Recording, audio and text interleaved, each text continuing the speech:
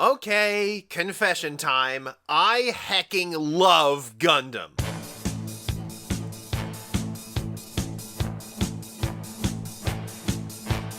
And that's been sort of a constant since I, like most people my age, encountered it in the form of Gundam Wing on Cartoon Network's Toonami block, but Gundam got its start in the late 1970s with a show made to sell toys that was decidedly not child-friendly, mainly thanks to asking the question of what happens when evil takes on human form. The original Gundam sets itself apart from other shows that use giant robots like Power Rangers or Transformers by treating the machines as mundane war weapons used by both sides of a very human conflict. And in the intervening 40 plus years, Gundam has exploded into a full-on franchise with about as much variety as you can imagine. You want a painfully true-to-life war story? Universal Century. You want Gundams piloted by boy bands? Gundam Wing or Gundam 00. You want a grim dark Gundam? Iron-Blooded Orphans. You want super robot wrestling machines? G Gundam. You want magical girl robots with a side of beans? Witch from Mercury. You want a silly Sengoku Jidai antics with chibi robot show? Yes, this is real. Do you want a freaking toy commercial that tells you to buy more toys? They have that too. Do you hate yourself? Yeah, Gundam's a roller coaster, and today's subject, the curtly titled Gundam card game, is far from the first time a game has been based on this franchise. I own the cards from at least like 4, though granted one of them is actually from a real-time strategy arcade game, but you get the point. Gundam has been getting card games since at least the turn of the millennium. Though the fact that of all of them, this latest one has by far the driest name does not inspire confidence. And also, what is this logo supposed to be? It's just a card. I mean, the logo for One Piece is a compass, which makes sense for a series about sailing and treasure hunting, but this isn't like a Gundam head shape or the famous V antenna or a schematic or even a targeting reticule. It's just a card. Oh, this does not bode well. Now, I was able to get a pair of starter decks because the rest of the game is selling like hotcakes, as everyone is saying it's going to be the next Union Arena. Wait, how's that game doing right now, by the way? Yeah, remember that video I did about the sickness affecting card games right now? It's a situation where people are buying cards to hoard the recognizable IP rather than to actually play the game, hence why Pokemon booster packs are non-existent but starter decks are abundant. It's also why we got games like V-Card. The problem is, the only games like this that actually last a long time are actually, good? Union Arena sold well until people realized that the game is actually terrible and now nobody cares. I mean, what kind of game makes you pay the resource cost of the cards you are adding to the resource row? You know, the cards you use to pay these resource costs? I guess what I'm saying is, an early sellout of a game's first set means absolutely nothing these days. Heck, V-Card managed to sell out even though it doesn't even resemble a game at all, just riding high on the prestige that calling your game a trading card game generates. Correction, I have since been able to get booster packs for this game at regular retail price. Turns out that early sellout was exactly what I said it was. Anyway, of all of Bandai's standard designs, the one I will never tire of is how they do their booster packs. The packs are listed with a helpful 12+1 indicator, showing that it contains a token on top of everything else, done with the standard spread of commons first, then uncommons, then rares, then a token as a backer. And of course it has that double rare slot system I loved from their Digimon game, where one slot is a rare no matter what, while the other can be rare or higher. Considering what booster pack purchases become after one booster box or so, doubling that rare value is always the right play. So let's just say that despite how much I absolutely love the source material, if the amount of plastic on my shelf is any indication, my expectations for this game were pretty low, and, well, I think it barely meets those expectations. So I have met a few people who have played this game, but so far the only ones who seem to actually be enjoying it are those who have never played a Bandai card game before. To win a game of the Gundam card game, you must attack and destroy all 6 of your opponent's shields before hitting them one more time while they have no shields left in play. Yeah, it's another one. Another bog-standard slop generic resource with shield cards and blockers game. But I mean, that's not always a bad thing. I mean, the Digimon card game managed to add a bunch of great ideas on top of that base to make something with a very different gameplay loop. So what does the Gundam card game give us? Well, a bunch of meh ideas, actually.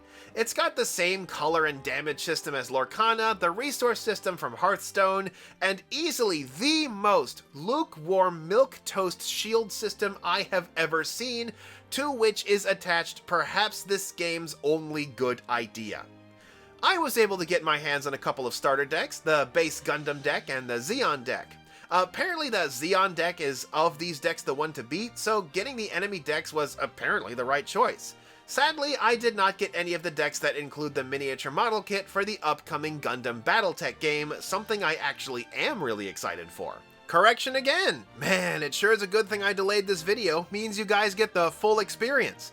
The Assemble set includes a set of 3 miniatures which can be used as either tokens for the game or as game-legal pieces for the upcoming Gundam Assemble, which by all extents looks like Gundam Battletech. This does come with a decent markup, jumping from, in my case, $15 to $40, though I was able to get this set at my local game store's Labor Day sale for quite a bit cheaper. Support your local game stores, folks! Along with everything from the starter set, which I don't mind getting a redundant copy of as it fills out my playsets, it comes with 3 miniatures, some 50mm bases, and the assembly instructions. Now, the bases do have peg holes, I assume, since the final version of the game will use hex bases, so you don't have to glue your model down in order to have it finished. This sadly does mean that the figures themselves will be too large for actual Battletech, so I'm afraid that hot Atlas on Atlas action is going to have to wait. Still, nice to have my white base crew all nice and ready for when the game finally does come out. I also picked up the deck storage box to put these in once I'm done here, and oh, I guess it comes with some promo cards. I'll be okay with them as long as it's not Gundam Seed. You know what? Confession time. I love Gundam, I really do, but I absolutely hate Gundam Seed. I have many reasons, many of which compound onto each other. In fact, Lacus Klein here is probably one of the few things about the show that I don't actively hate. And I gotta say, I find it hilarious that she is the EX resource card, considering her role early on in the show as a straight-up hostage. Inside the nice big starter deck box, we get a deck, a pack with a bonus foil card, and a playmat with rules on the back. Bandai gonna Bandai. What am I supposed to do with this part? I don't know. Let me check the rules. Oops. Evergreen clip, this one. On the plus side, it does at least include a little page of damage counters and all of the tokens that can be generated by card effects. Of the starter decks, the Zeon deck is apparently the most powerful due to both its aggressive strategy, as well as the fact that the 2 factions that make it up, Zeon and Neo Zeon, have a decent amount of overlap as far as card effects are concerned, unlike the Federation deck, which has to share space with Suleta Mercury and the Get Along Gang. So, to set up a game of Gundam, each player needs a deck of 50 cards at playset 4 between just 2 colors, an EX base, and whoever goes second gets the hostage. I mean the coin. Yes, I know it's called the EX resource, but it's functionally identical to the coin. It does have a little quirk, but I don't think it's much to write home about. The resource system is basically cribbed directly from Hearthstone. Aside from the second player, who starts with the coin, the start of your turn sees you adding 1 generic resource to your resource row to a maximum of 10. Unlike Dawn cards, these don't really have any special additional function.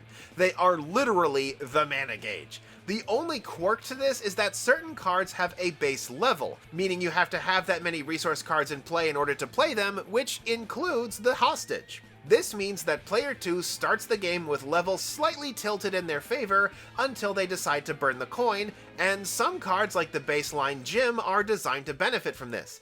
So, kinda neat, but I don't know if it's earth-shaking the way something like the memory gauge would be. There's also the fact that as a gameplay mechanic, it's really only engaging for the second player. Like I said, meh mechanics. Honestly, I think the actual coin has deeper mechanics than this, because using it can trigger additional interactions, and I've already said before how resources that automatically tick up this way tend to work better in digital games, where it is unlikely to be forgotten, but that hasn't stopped so many games in print from copying it directly. The actual unit cards are pretty bog standard, with an attack score and a life score, and abilities like blocker and piercing, and your typical deck dips and interactions, and all the stuff you're expecting by now as seen in games like Dragon Ball and One Piece and whatever. Like Lorcana, damage persists between turns, so a machine can be broken down under attrition, though in so many cases the exchange will be lethal regardless. However, something else that gets hit points are the shields. Technically, every shield has 1 HP, but it's possible to also protect those shields with a base card, and both players start with an EX base that has 3 hit points, and once this gets destroyed, another base can be put out to replace it, though you have to draw one of your shields in order to play it. This is the game's good idea because it has the effect of slowing the game down. So many of these games that rely on shield systems tend to be over way too quickly because of how easy it is to flood the field with stuff that can just beat your opponent to a pulp. Having a way to put a wall in front of those shields is an interesting idea, but I wish it was connected to a better shield system, because Gundam has the absolute worst one. It doesn't provide card advantage by adding the destroyed shields to your hand, it doesn't have landmines like Digimon which can wreck the attacking unit, and it barely has a trigger system that rarely does more than add a card to your hand, which again should have been the default.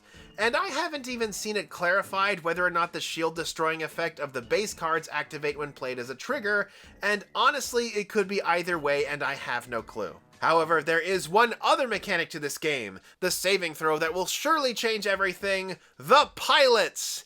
They're equip cards. That's it. You pay their cost, attach them to a suit, and they give a stat bonus. Okay, it's a little more exciting than that. Pilots come in 2 flavors, what I am calling passive boosters and switch hitters.